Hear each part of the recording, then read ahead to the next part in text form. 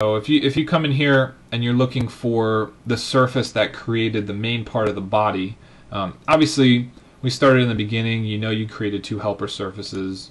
That one is the logical choice. But if you get way down in there, say you're 30 or 40 surfaces in, and you wanted to go back and figure out which body was which. A lot of times, like you see, we applied a split line here. So if I select that surface, the split line function is coming up.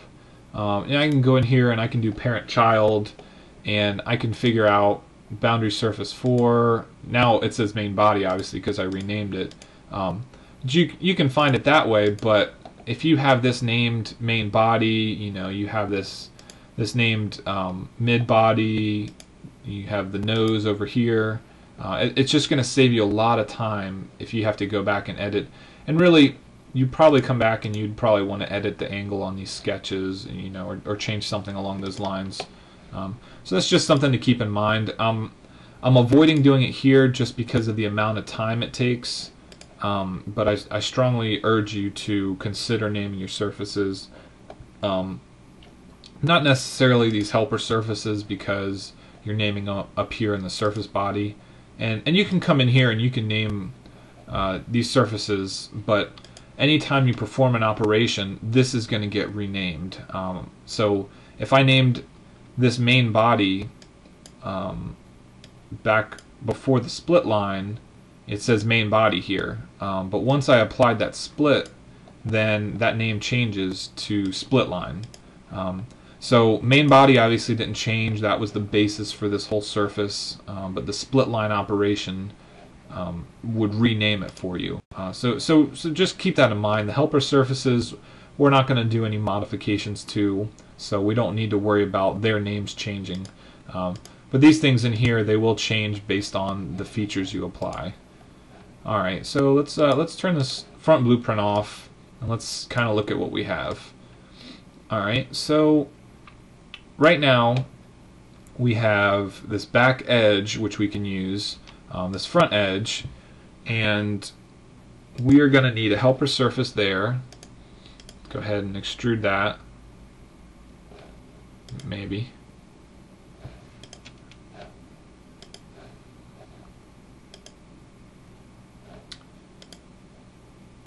Alright, so we got our normal 500 millimeter extruded surface there.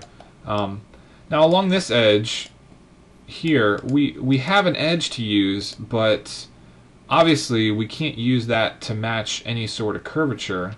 What we have to decide is do we really want to? I'm going to go ahead, I'm going to do a filled surface.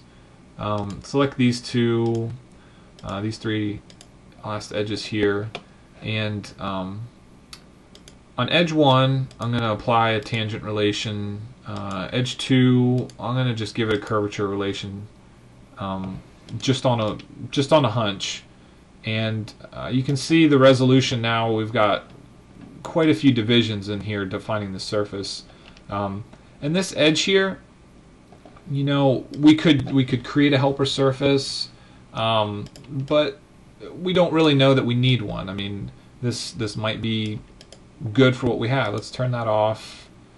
I'm going to just call that helper 7, and let's cut the curvature on. Alright, so we've got a decent transition. We added that curvature relation with this edge here. There's a little bit of a jump there, but again, I go back to what's the model going to be used for, how much accuracy do you need. In this case, we're actually going to have the wings of this plane come out of here, and they're gonna cut into that curvature right there.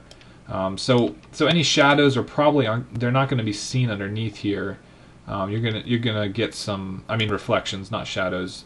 You're gonna get some shadows off the wings in most cases. So this is probably fine. If you really had some sort of curvature that you needed to match, if there was something that changed here in the middle, you would probably want to create a helper surface up here. In this case, I'm not going to. I don't really think it's needed. I think the curvature is defined well enough with these edges we created. One other thing to note here is if we do end up applying a fillet between these two, the curvature of the surrounding areas is going to determine how far that fillet is going to go. If you have a really sharp transition, a really steep angle between two surfaces, the fillet is going to take away more of this body. And actually, to show you that, let me go ahead. First off, I'm going to save it. Anytime I start to apply an operation, I think it's a good idea to save it, just in case it might lock up, or who knows what will happen. But it's just good practice to make sure you save anytime you're going into either another set of operations or changing something drastic. Especially when dealing with these surfaces, if you start to apply curvature relation and say you had a dip or you had a bad section in your surface, the computing power needed to try to form that surface to the surrounding geometry, it could definitely lock up your machine if you're not careful. So you need to be aware of that. One thing you'll notice is I have gap control on here, and it's saying I have two gaps within these tolerances here that need to be healed, and that is probably going to happen somewhere in this area. I'm just going to let it auto heal those gaps, and we're going to go from there.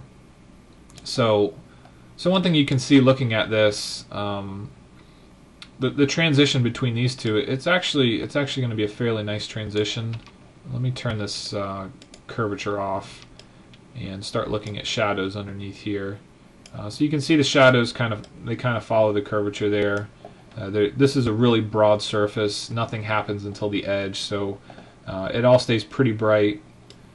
And what I want to do is I'm going to go ahead and I'm going to just apply a fillet here. Let's look at constant radius.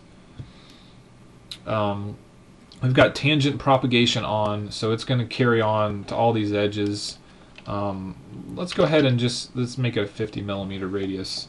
Now, actually, let's make it bigger than that. Maybe this will help. If you're looking at this, you will notice that the size of the fillet back here is wider than the size of the fillet up here. And like I was saying before, that's a property of the angle between the two surfaces. In order to hit that 75 millimeters, it's going to be eating more of these surfaces away, and that might be okay. And as long as your surfaces blend nicely, like all the relations that we've been adding, this transition here, it's going to be very gradual.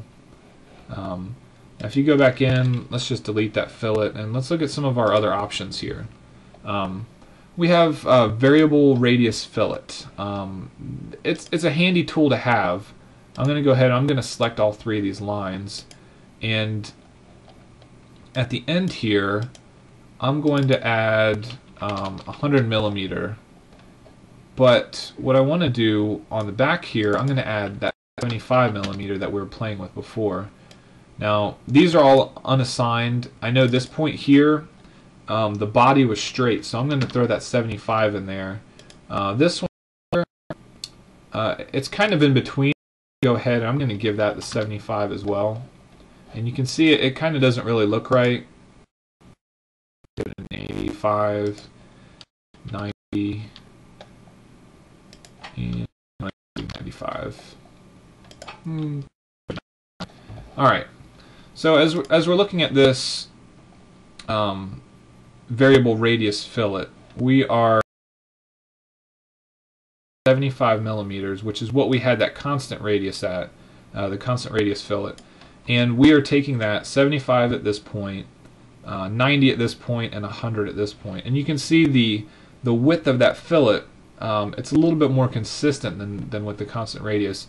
And with each of these sections, these red dots here, you can actually come in and apply a radius at each one of these as well. Right now these are unassigned, and unless you are really driving a certain shape or a certain radius, I would probably just leave these alone and let the software blend between all these. You have a face